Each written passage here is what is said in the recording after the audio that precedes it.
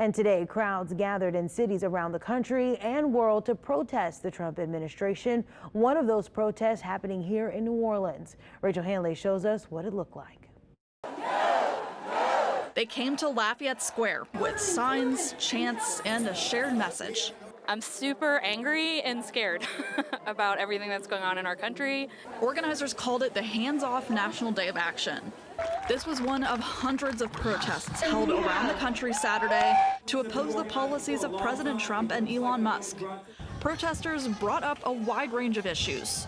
I'm really worried about the gutting of research. Immigrant rights, their education, arts, everything that enriches the culture of this city. Why change the name?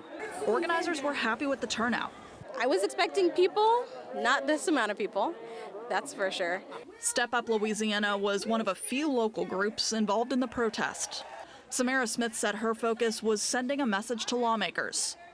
We can only do so much on the community side, but if we're paying you and we elected you to carry out policies, then look to what the community is doing.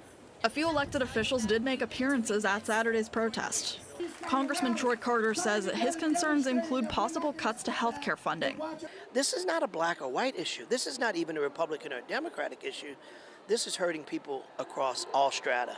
The White House released a statement on the protests Saturday saying, quote, President Trump's position is clear. He will always protect Social Security, Medicare, and Medicaid for eligible beneficiaries.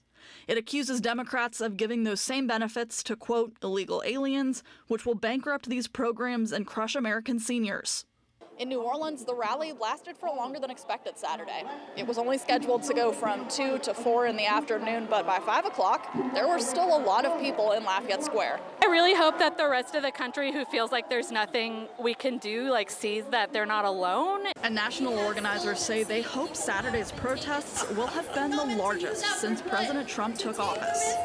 Rachel Handley, WWL, Louisiana. And organizers of today's protest in New Orleans estimate around 3,000 people attended.